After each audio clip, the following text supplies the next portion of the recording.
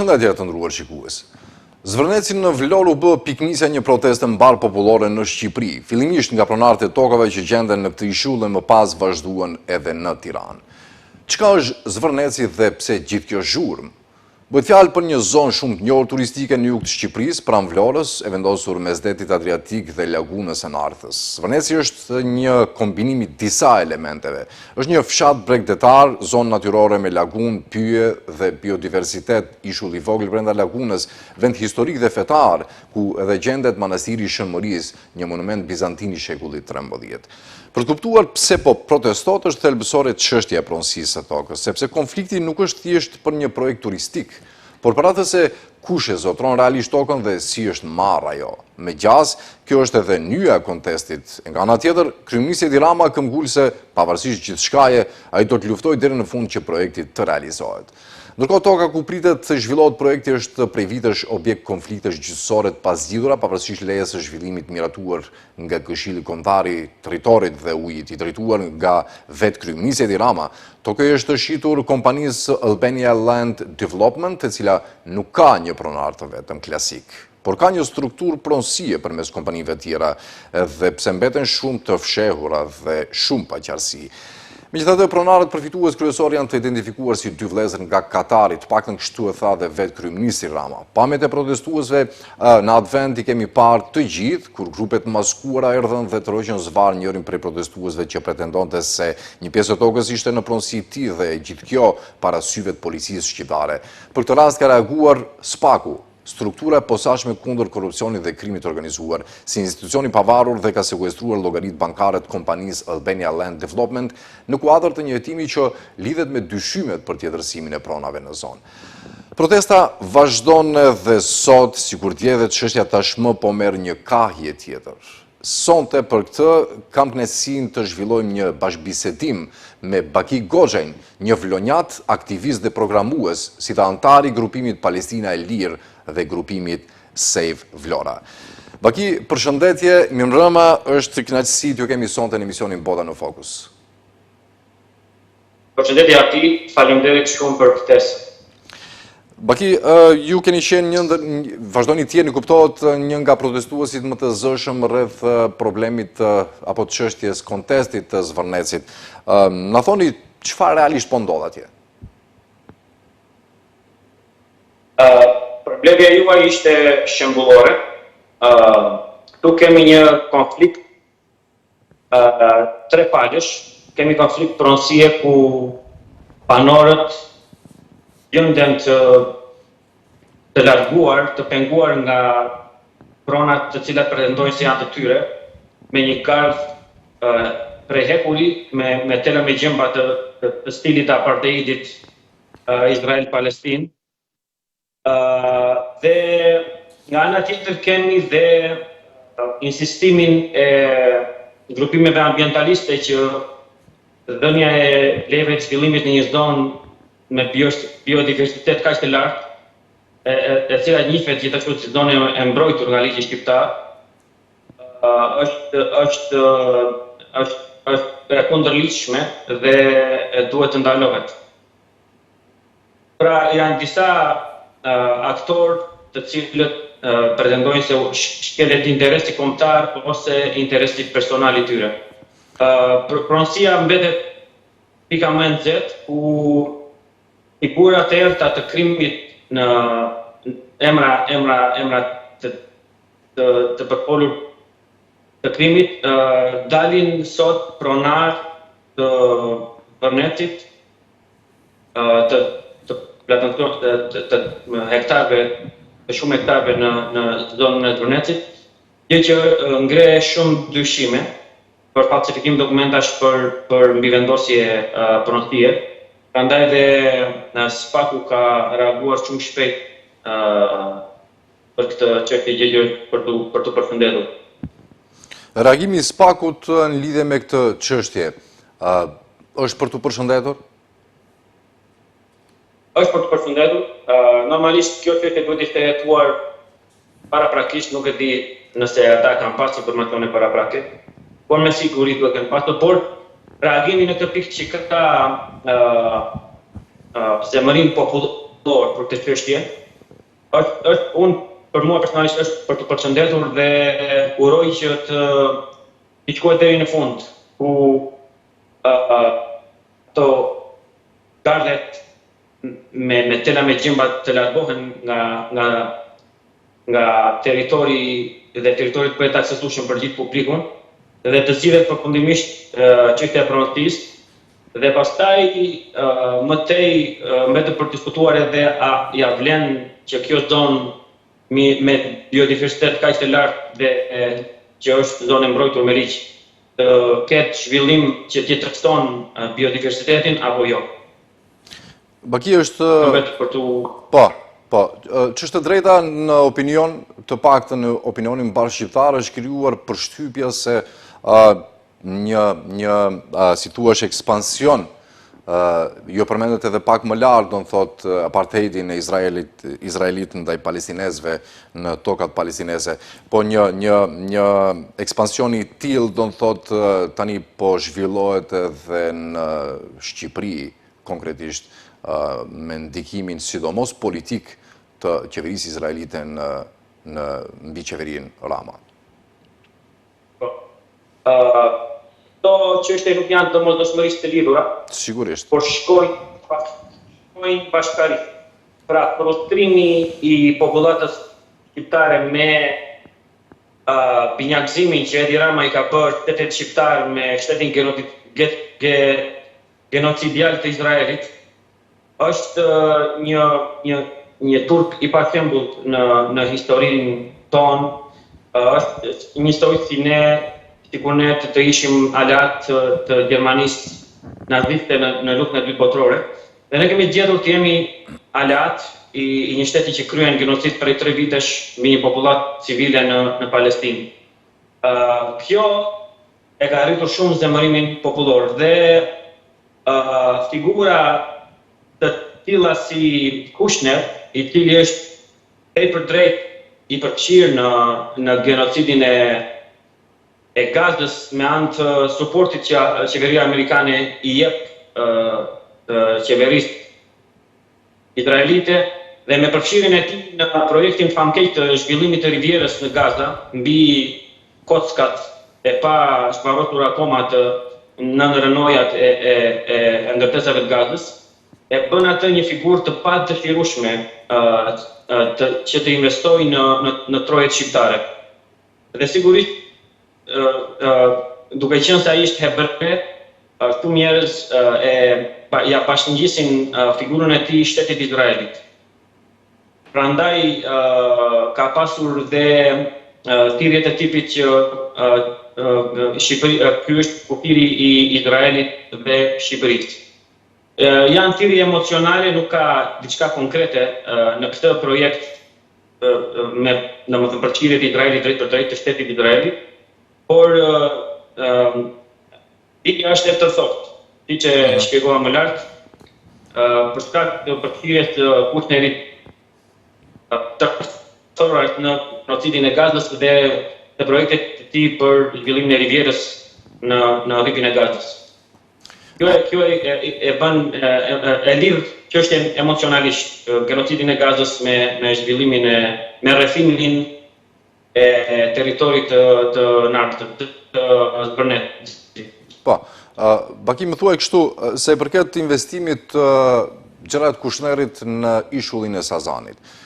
Kanë një lidhje kompanitë që tani duan të ndërtojnë, do të thotë, në tokën e Zvërnecit me projektin e Sazanit?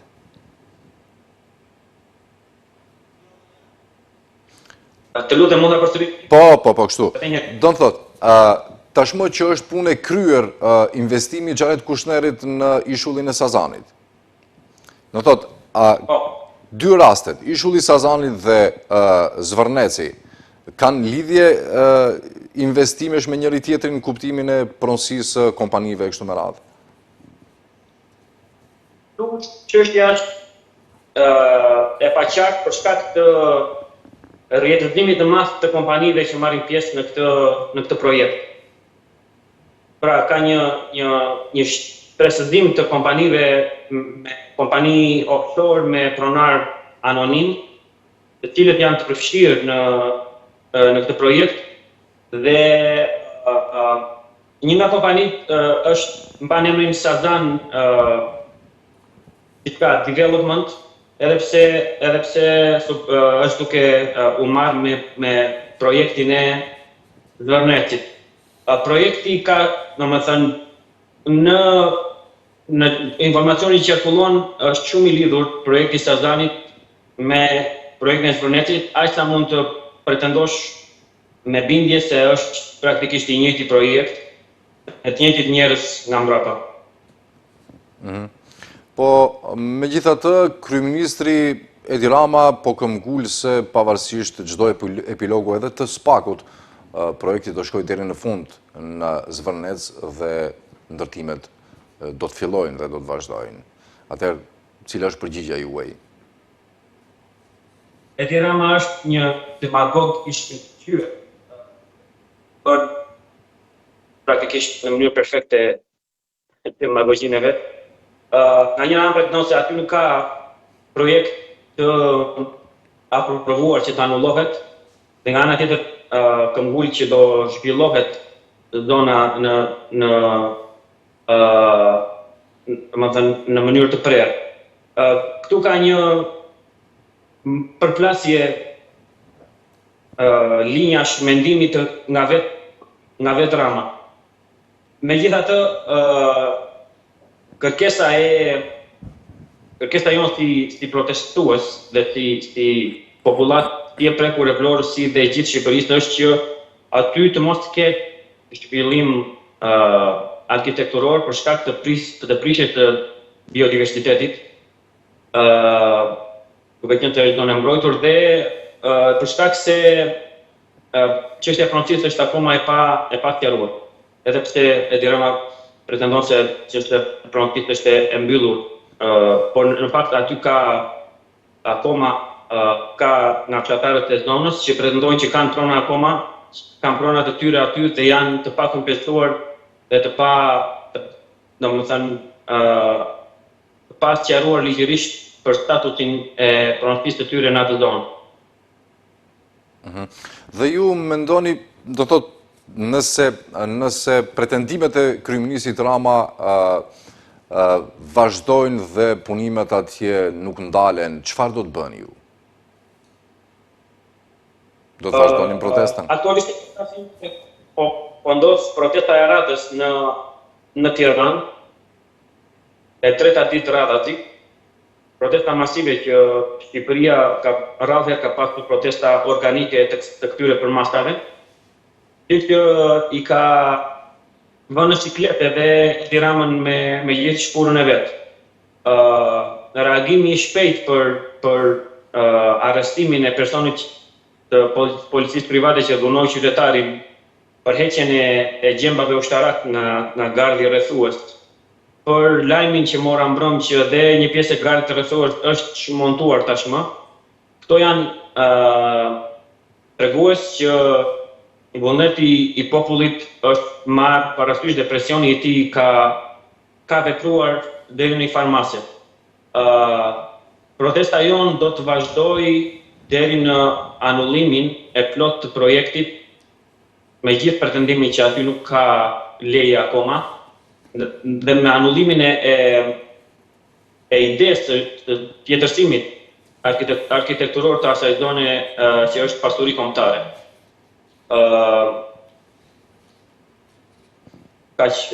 Po thoni atje nuk ka leje ndërtimi, kompania nuk ka leje ndërtimi në atë zonë. Pretendimi zyrtar është nuk ka akoma leje ndërtimi, edhe pse projekti në PDF prej 80 faqes qarkullon lehtësisht midis njerëzve, me zhvillim arkitekturor të qartë. Pretendimi është leje ndërtimi nuk ka, por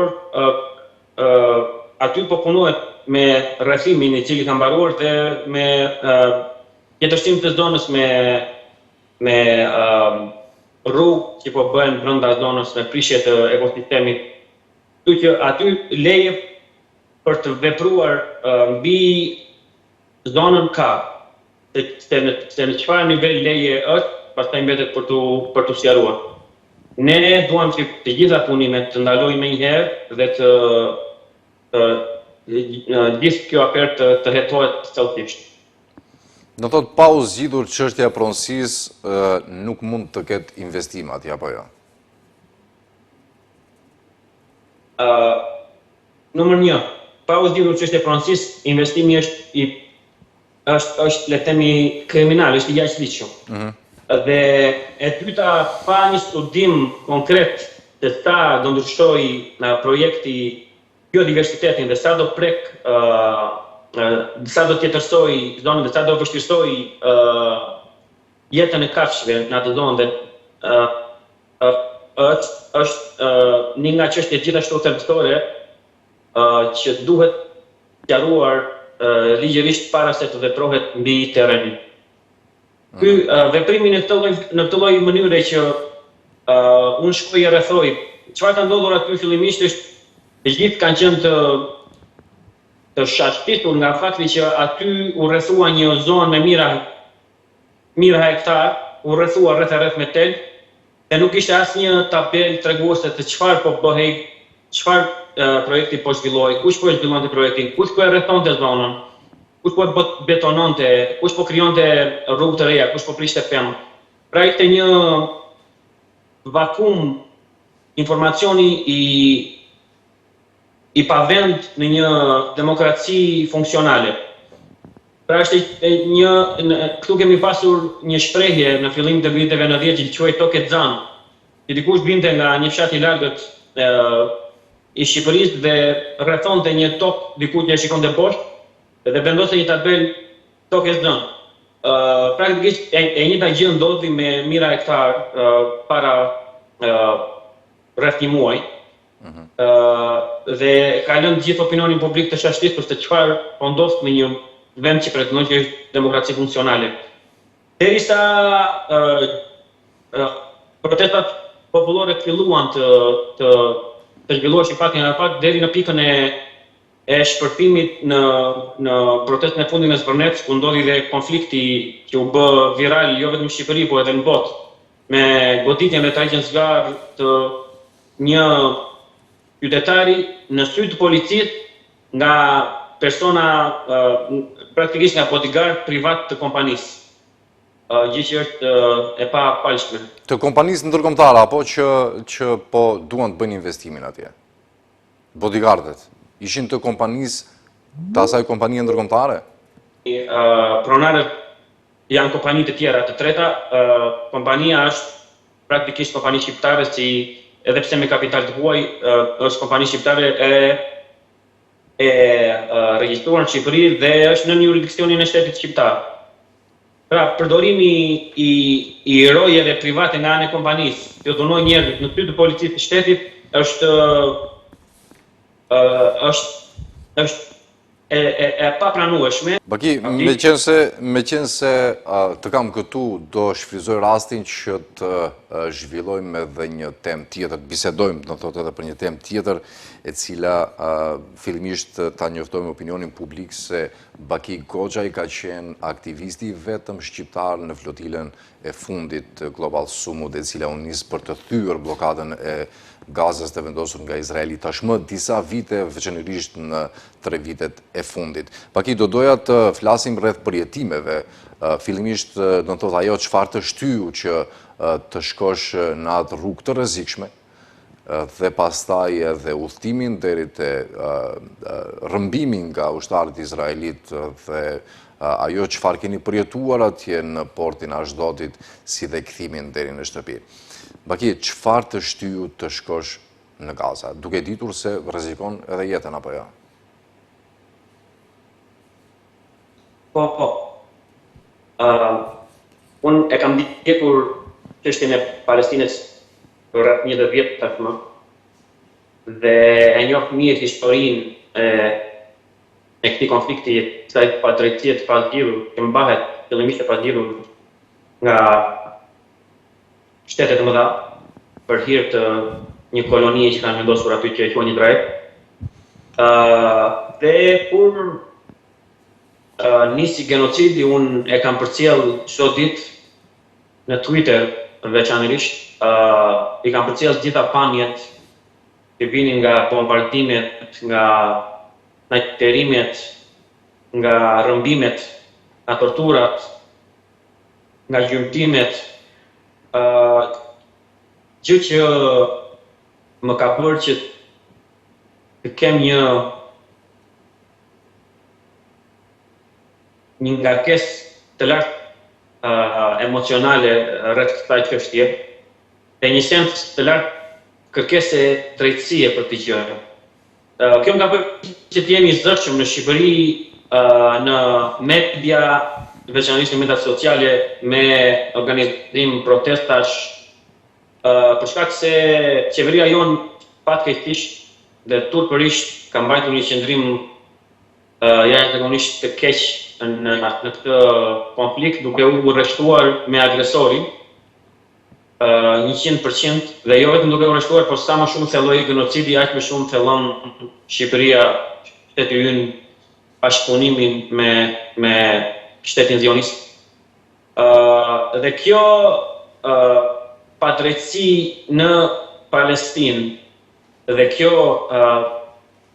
turp në vendin tim më shtyu që të bëj diçka përtej të folurit në Shqipëri edhe të organizuar protestave, por të jep një hap më tej duke shkuar me trupin tim në një mision humanitar paqësor për të çuar ndihmën në Gaza, për të thyer bllokadën, për të krijuar një korridor humanitar dhe veçanërisht gjithashtu një objektiv e dytë e misionit kolektiv është rritja e solidaritetit me popullin palestinez për të bërë e njohur çështja e tyre dhe për të pasur një zgjidhje politike paqësore sa më të shpejt. Kjo ishte shtysa që më shtyu të merrja pjesë në këtë mision. Megjithatë, do të thotë reagimi i ushtrisë izraelite ishte i shpejtë apo jo, dhe ato ju rrëmbyen juve të gjithëve në ujërat ndërkombëtare. Si ndodhi? Si ishte natë kur erdhën, si reaguat, çfarë bën ata? Në natën e parë që kemi qenë në ujërat ndërkombëtar, pasi jemi nisur nga porti i Marmarisit në Turqi, kemi udhëtuar për një ditë në ujërat territoriale turke, pastaj natën e parë kemi dalë në ujërat ndërkombëtar. Kemi qenë kemi pritur, kemi pas pritshmëri që mund të tërmohet kemi qenë natën e parë, për shkak edhe të sulmit që patën një pjesë e anijeve në afërsi të Kretës 2-3 javë para se të niseshim ne nga Turqia. Dhe kur erdhi mëngjesi asaj dite, ishim shumë të lumtur në anijen tonë dhe shumë të kënaqur që do kishim dhe pak dhe një ditë e një natë para për të lundruar. Megjithatë kjo gëzim nuk gjati shumë, sepse për rreth 2 orë pasi kishte gdhir nga ora 9, pam një anije luftharake të madhe në horizont dhe 2 skape që shkuan të distan nga anijet e flotilës dhe pastaj u nisën me shpejtësi dhe drejt anijes tonë. Ne u përpoqëm të largoheshim, por ishte pamundur, na arritën, ishte e qartë që ishin skape me ushtar izraelit, të cilët kishin ardhur na rrëmbenin. Dhe ashtu ndodhi, na ndaluan, qëlluan me armë për të ndaluar, sepse ne fillimisht nuk ndaluan, pikën motorin, pastaj hipën anije, na lidhën të gjithëve, na kanë dhunuar verbalisht, fizikisht. Dhe prej aty na hipën në skafet e tyre dhe shkuam tek ajo anija e madhe që pam fillimisht në horizont. Ishte një anije stërmadhe e cila ishte sajuar si burg me kontenjer, ku ne futeshim dhe kemi jetuar në kontenjer lisho, pa atë shtroja zbuloj, për 2 ditë e 2 netë, të rrethuar nga roje të armatosur nga të 4 anët, të cilët kanë qelluar me plumbë si quhen. Me plumba gome? Plumba gome mine disa herë gjatë qëndrimit në anije. Kapitenja në anijen tonë kishin 2 kapiten, njëra ishte femër dhe atë e qëllua në këmbë në koftë duke i shkaktuar një plagë të madhe, e cila ishte një nga ato dëmet më të rënda që ndodhi gjatë rrëmbimit dhe burgosit tonë nga forcat izraelite. Pas lëngimit pati një mjekim të shpejt në anije, pas lëngimit 3 ditor në gjithë kalvarin që kaluam, Meti, që ishte vajzda që u qëllua në këmbë, kur shkoi në Francë ju nështrua, apo ndoshta në Turqi ju nështrua prap një operacioni për shkak të infektimit që kishte marrë në plagën e saj. Ky është një nga rastet e qarta dukshme të dhunës të ushtruar mbi pjesëmarrësit në flotila. Dhuna ishte konstante, ishte prezente gjatë gjithë kohës, sidomos kur transportoheshin nga një vend në një vend tjetër. Do ndërveprim me ushtarak izraelit ishte i dhunshëm dhe i poshtërues.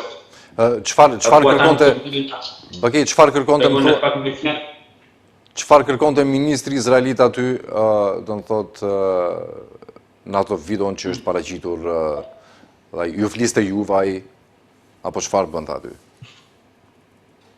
Unë isha prezent tek çadra kur hyri ministri izraelit me shpurnën e vet për të bërë atë videon e famshme e cila u bë virale më vonë dhe shkaktoi dhe probleme diplomatike, reagime të ashpra diplomatike ndaj Izraelit. Ajo që është e qartë nga çfarë kërkonte ministri ekstremist Ben Gvir aty duke u mburur para njerëzve të torturuar, të lidhur me kokën e tokë e me të lënduar të kandej me brinjë të tyre, shumë prej tyre, ishte një pjesë e fushatës së tij elektorale ku ai i bën, le të themi, ngrë figurën e vet si njeri që nuk pyet për ligjin ndërkombëtar, nuk pyet edhe për vetë ligjin izraelit, por thotë që çdo kush që përpiqet të ndihmojë palestinezët apo të sfidojë shtetin e Izraelit, ne do ja punojmë siç jemi duke u punuar këtyre aktivistëve që ju shikoni këtu. Sepse është e ditur që ministri Ben Gvir është nga më ekstremët e spektrit politik në Izrael dhe ai votat i kërkon nga pjesa më ekstreme e shoqërisë, kështu që ishte një stand politik elektoral nga ana e tij, edhe pse me publikimin e tij e kësaj videoje dhe qarkullimin e saj në gjithë botën, gjithashtu ai demaskoi fytyrën e vet të shtetit genocidal, se si ai trajton njerëzit pavarësisht janë të paqshëm, janë të papaqshëm, janë të dënuar, janë të padënuar dhe pati atë reagim që pati. Ky ishte një pjesë e asaj që ne pa me sytan, e asaj që palestinezët të heqnin në duart e ekstremistëve izraelit. Baki, derisa ishit aty, do të thotë, të kapur, derisa ishit në portin e Ashdodit, pati reagim nga qeveria shqiptare, apo nga Ministria e Punëve të Jashtme, apo ambasada, apo konsulata që t'ju lirojnë juve?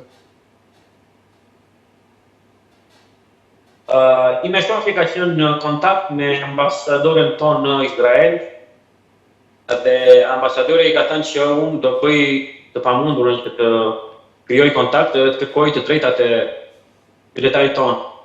Megjithatë, duke parë natyrën e shtetit Izraelit, është e sigurt që edhe nëse ajo ka tentuar të krijojë kontakt apo të bëjë presion, është përpillur pas një